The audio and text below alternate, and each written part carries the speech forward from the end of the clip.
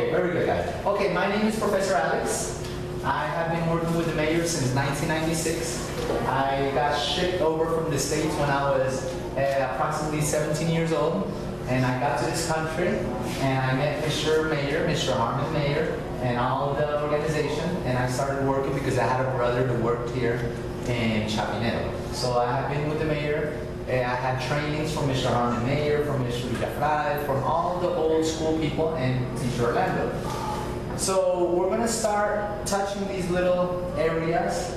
That way we can know what we're doing, okay? Very good. You guys have had a training with Mr. Slang, okay? Everybody should know the procedure, but I have seen that in many of the centers, the students are lacking of preparing their classes. They are coming to class without preparing it, and then we as teachers have to go through a commotion trying to get them to understand the class that they should have prepared. So that kills a lot of time in the class, and that reduces the practice time. So that means their English level lowers and people don't feel secure, and that's why we have all these situations that link one to another. So since that happens in the classroom, the student walks out of the classroom and he doesn't feel secure to speak in English, so he does it in Spanish. And us teachers sometimes don't make them speak English, so we go directly to their Spanish little deal, and then that creates a Spanish environment, and that's not what we're selling. The main product in this store is what? English. English. So if we are teaching English, we gotta show English, it's done. We have to show English, we have to teach English, we have to breathe English, and if we go to the bathroom, we have to go in English, okay? Very good. So the idea is that everything has to be in English because we need students to have an English environment. We need parents. We never know who's walking through here. We never know what parent is here, etc., etc., okay? Also, we have to manage public relations because as teachers, not only are we teaching, but we are also selling. Because when you are standing up here giving a class, you're selling. Because any student that walks into your classroom, he's going to observe the class and he's going to know what's going on. And if we're doing the Spanish deal, then we're not selling the product. Okay? Like I was telling the girls, I say, hey, I don't want to be rude, but don't you think it's foolish to speak in Spanish? Don't you think it's like against the whole, it's like going against the wave, you know? So the idea is to go along with the flow, and the idea is to do everything correctly and to have an excellent English environment. Okay, that's what we need because that's what sells. Okay, so let's talk about the steps. Do you guys know what are the steps that we're following? Let's go with the first step. What is the first step, guys? We're going to go with salutation. Class, repeat salutation. Salutation. Which in Mr. Slang we know it as repeat greetings. Repeat salutation, greetings. Salutation. Very good. After salutation and greetings, what do we do? Do you guys remember? The next step? Workbook.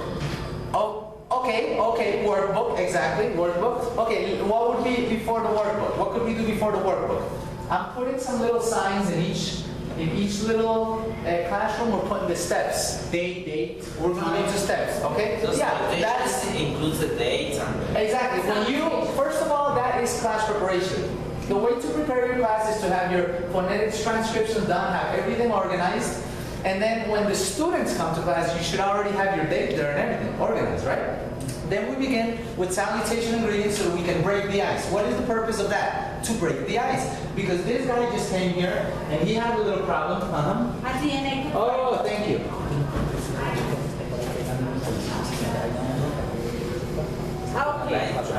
Okay, very good. Thank you. Blanca speaks good. Okay, but we can leave it like that. It's recording. So what is the idea? We have to break the ice, right? Because this guy, you see, he just came to class, but he had a fight with his wife.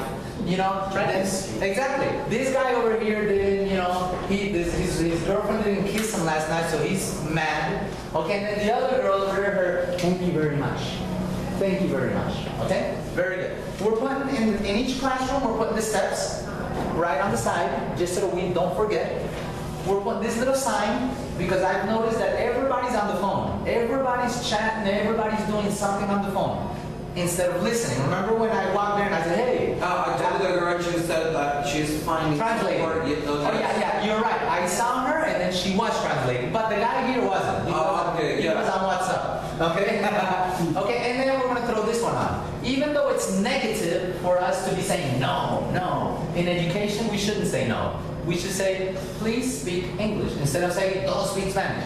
But in this case, since we're trying to kill that Spanish environment, we're going to go straight to the point. No Spanish. Okay, very good. So that means the secretarial teachers have problems. No, they they do their class. No. Not the teacher.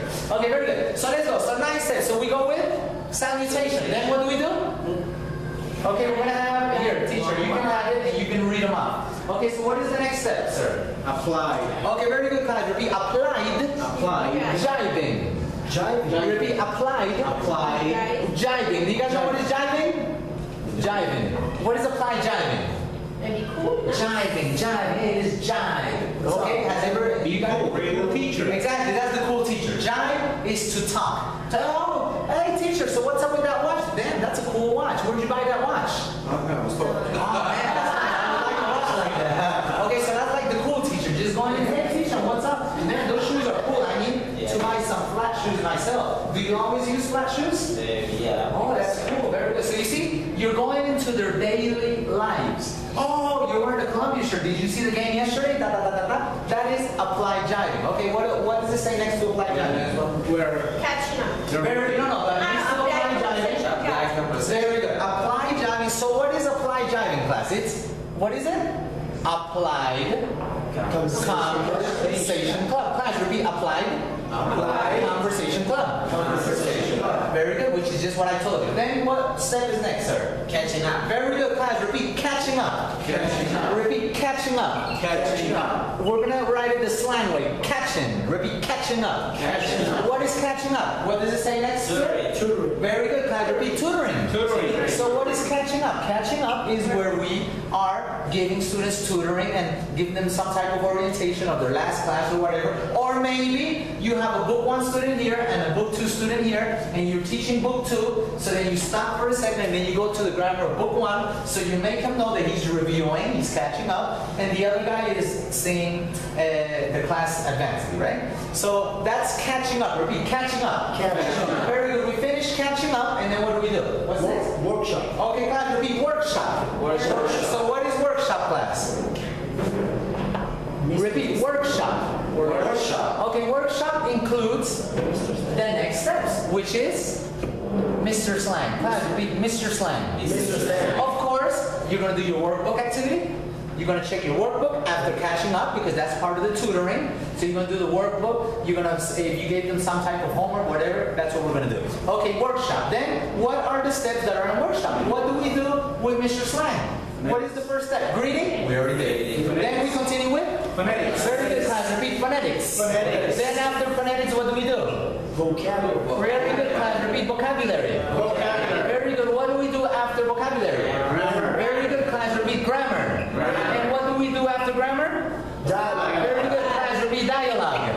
And if we look at all these steps, what are these steps? These steps are the language levels. Repeat, language levels. And what are the language levels?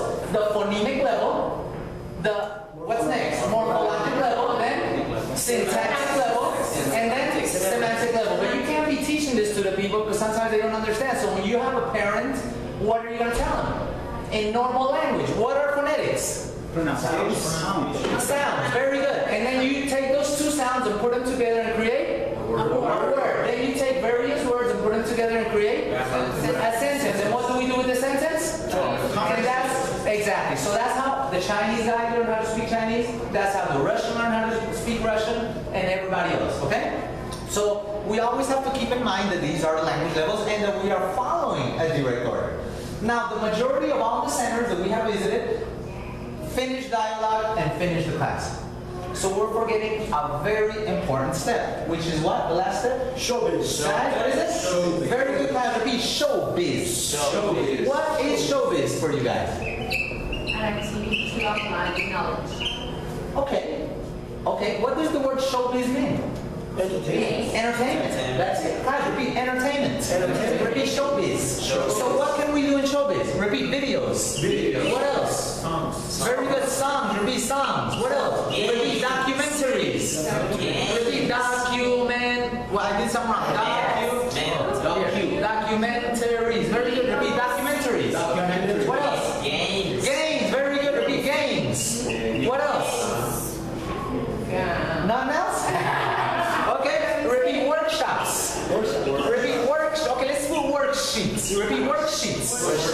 which is a workshop, right? Very good. So these are the different things that we can do, but we're not doing them. So that's why those students say, no, that's tired, Mr. Slam. No, it's always the same thing. No, it's boring. Because we're not hitting showbiz. So we have to hit the showbiz. Okay, now what are we going to do? I'm going to make your life easier. Because right now in Jamundí, which is I am the director of Jamundí also, okay? And right now in Jamundí, we are in charge of the virtual publicity. We are handling the publicity for all the mayors. That's why you guys have seen the Facebooks. Have you guys seen the Facebooks of the mayors? No? Not too much? Okay, go into your Facebook and put Mayor Bogota, Mayor Plaza, Mayor Diverplaza, Mayor Jamundí, and they're going to start popping up. And the idea is for you guys also to help us and get in there. Accept us as friends and recommend friends, because we're trying to create a big social network of the mayor so that people learn about the mayor, okay? So that is the project, because we need to expand, okay? Excellent. So the word, so showbiz. So how am I going to make your life easier? We are going to create a file, okay? And this file is going to be called showbiz. This showbiz file is going to have internal files like basic 1. And when you open basic 1, what is it going to have? Lesson 1, lesson 2, etc. Okay? So what do we teach in lesson 1? The indefinite article. So when you open that file, what are you going to find in that file? You're going to find some songs with a workshop that just puts I and M.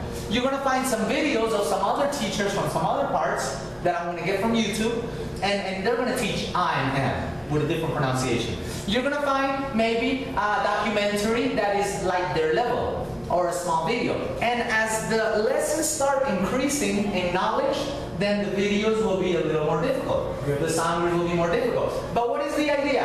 The idea is for you guys to come into class, but before you come into class, you take you guys have to manage your own USB memories.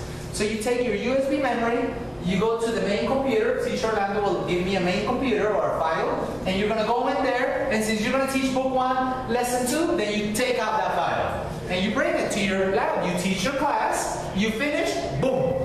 You throw in your USB memory, and you do your showbiz, okay? So we're going to have all types of videos, English videos, whatever, but it's going to be in there. If you decide to do something on your own, okay, that's cool, but it has to be in accordance to the class.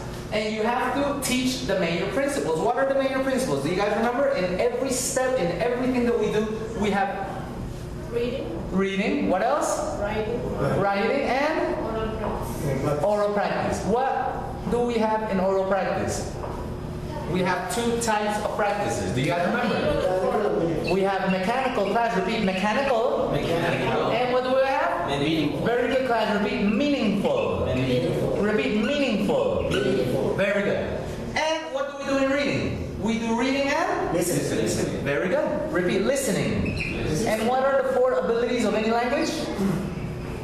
Reading, listening, writing, and speaking. That is what a TOEFL exam, all those exams, that's what they focus on. Okay? So you see, we got it. We're straight.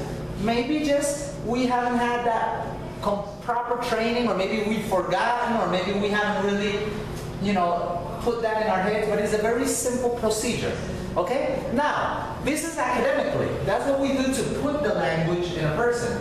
But what do we do to motivate them?